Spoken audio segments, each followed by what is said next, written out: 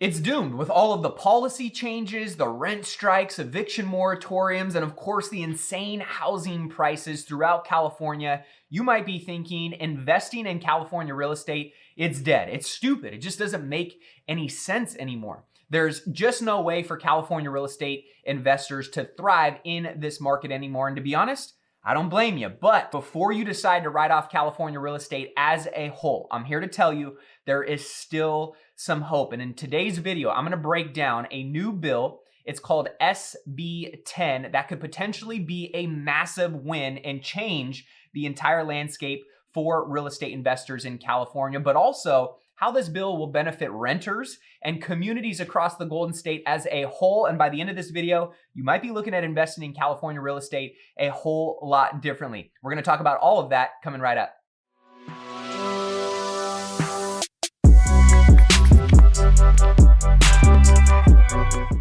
What's going on, you guys? Media here, and welcome back to my channel. If you are new here, welcome. Thank you for stopping by. And if you are a returning viewer, much love as always. On my channel, I like to cover all things real estate, investing, and entrepreneurship to help you on your financial freedom journey, on your march to that millionaire status and beyond. And if that is of interest to you, I invite you to subscribe to my channel, subscribe to my Millionaire Mindcast podcast for more videos and content just like this. As many of you know, I'm a real estate investor here in California, and a good portion, a large portion of my real estate portfolio is here right in California. I have assets that range from single family houses all the way to commercial strip centers, a boutique hotel. And since I started investing 11 years ago, it seems like California real estate and really just the policy around it has gotten less and less investor friendly, while the ability to actually find properties that make financial sense and pencil on paper and produce those great returns that we're all looking for,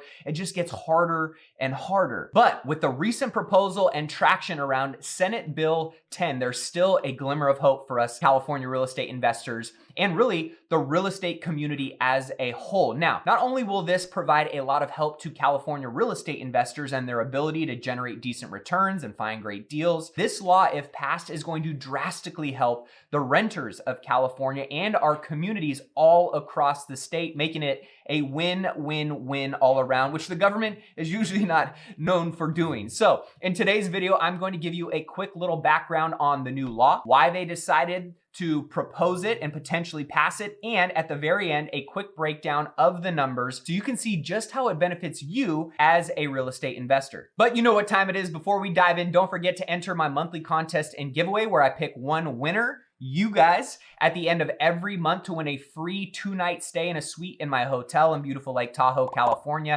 All you have to do to enter is to smash that like button, subscribe to the channel, and comment down below once you've done those two things. I want to give a big shout out to last month's winner, Matthew Foster, and thanks to everybody else who entered into the contest. Okay, so SB 10, this is a new bill that was introduced by Senator Scott Weiner of San Francisco, which allows cities to increase density up to 10-unit buildings in a very streamlined way without really having to go through what they call the CEQA Act, California Environmental Quality Act, which was basically a bunch of red tape that prevented any kind of zoning changes for a variety of reasons. And SB 10 also gives cities the ability to designate these projects by right, which basically means they can be approved much more easily without having to go through a really long and lengthy and time-sucking approval process, which if you've ever tried to build or even maybe permit something like a remodel on your house in California, all in all, this could be a big win for California real estate investors and its residents for a few reasons. Let me share why. In California, the building, the zoning, the permitting, basically just about every process that has to do with housing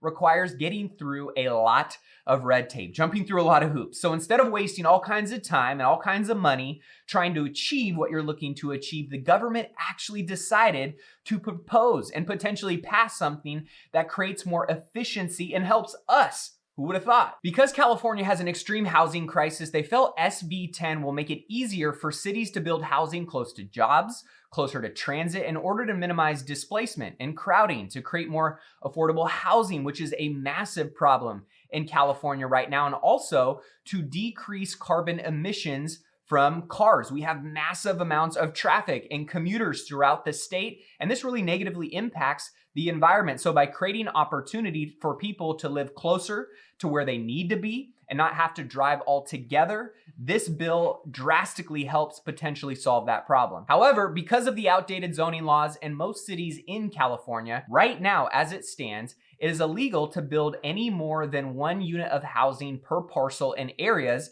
that are subject to single family zoning, which basically, it just limits how much housing, or what we developers like to call in terms of density, that you can put in cities all across the state on particular parcels. So not only do the current and outdated laws restrict density from an investment standpoint, it caps your cash flow. It caps your ability, right, to increase the returns on your real estate investments for a property, making it hard to actually find great investments that pencil in the state of California. Think of it this way.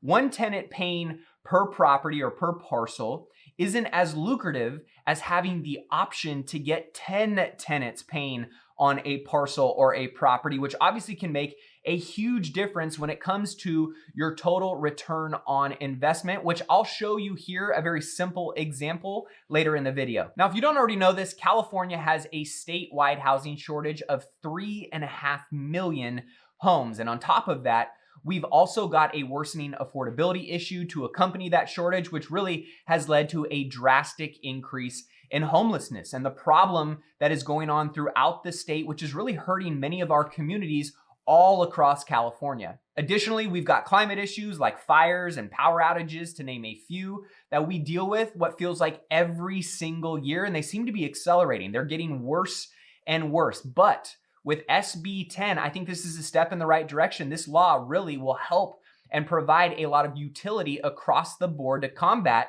some of these growing issues. Now, is it going to solve these problems completely? Of course not. But it's definitely a step in the right direction, since these laws really are just very outdated, and it gives us, the people, the citizens of California, some options to make some effective change in our communities, while it actually creates some investment opportunity, right, in the process, which is something that our leadership, Gavin Newsom, has shown to want the complete opposite during his time as governor so far. Another thing that I like about this law is that it's flexible.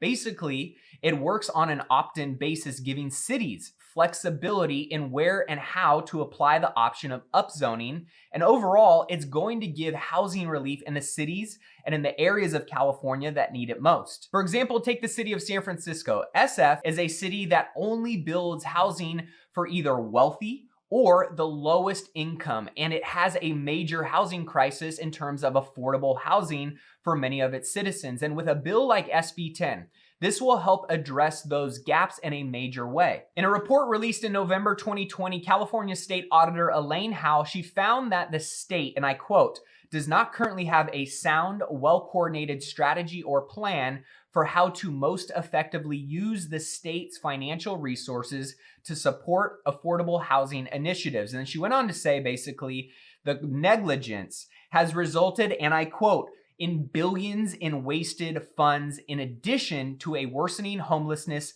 and affordability crisis. Wait, what?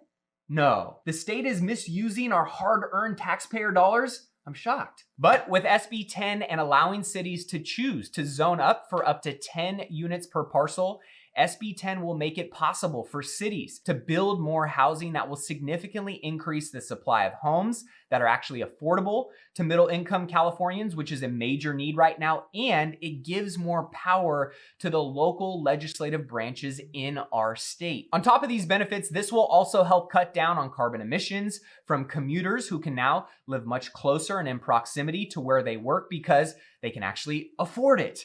It will also, in my opinion, help stimulate local communities with additional tax revenues. It's going to enhance consumer demand in those areas, and there will be many other ancillary benefits by having more people locally integrated into their community where they work and live all together. Now, of course, like anything, there are always going to be drawbacks, like figuring out design requirements or building height restrictions, or really just having more densely populated areas that weren't necessarily initially designed for this at the start. But I think that in all, pros definitely outweigh the cons, so we'll see how this progresses over time and whether or not they actually pass it. To close, let's wrap up with how this impacts you as a California real estate investor. Let's just crunch some simple numbers. For most people, when they're looking for real estate investments in California, it's really hard to find properties that actually produce a great cash-on-cash return that is worth the actual investment due to the fact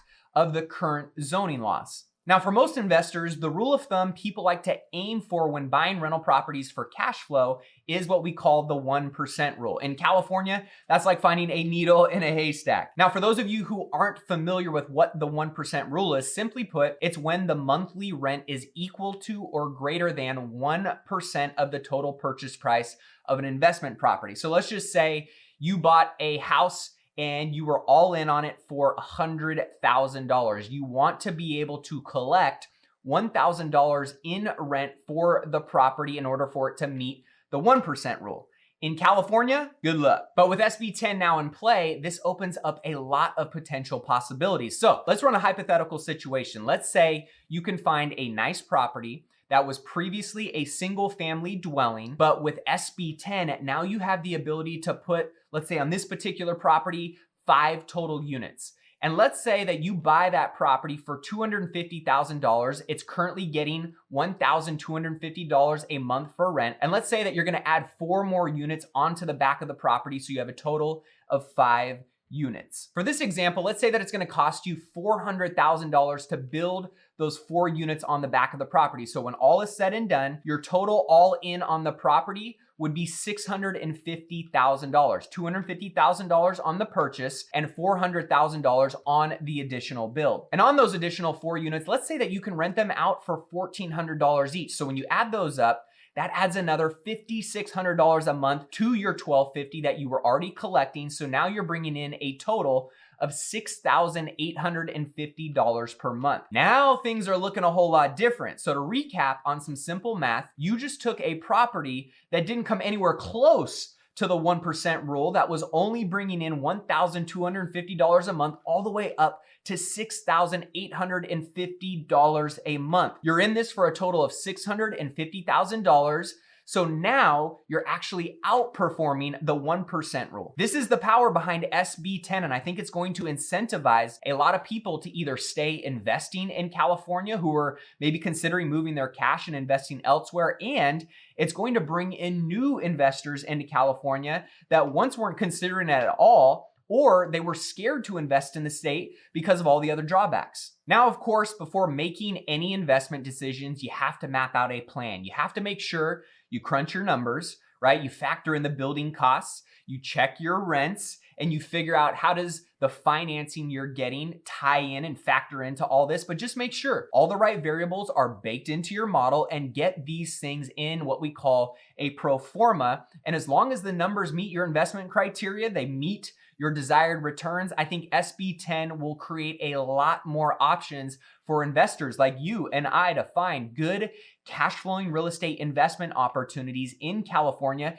that just weren't there before. So all in all, I hope we see this get passed, as it would be a massive win, not only for California real estate investors, but for the residents and for the state as a whole. Because if you can find properties in areas that have strong rents, that are in great locations, and you can get the numbers to pencil, I think this is a great opportunity to take a once limited investment vehicle like single family properties due to the zoning and expand their highest and best use in a way that benefits everyone across the board. Now, it will help residents, it's going to help investors, it will help contractors, vendors, local businesses who are going to be servicing these opportunities in these areas, and it will help stimulate more investment into our state, which California is definitely going to need moving forward due to the already poor leadership that we have running this state. So what do you guys think? Is this something that you plan to take advantage of? Is it a good idea moving forward, or are you going to invest elsewhere? Share your thoughts down in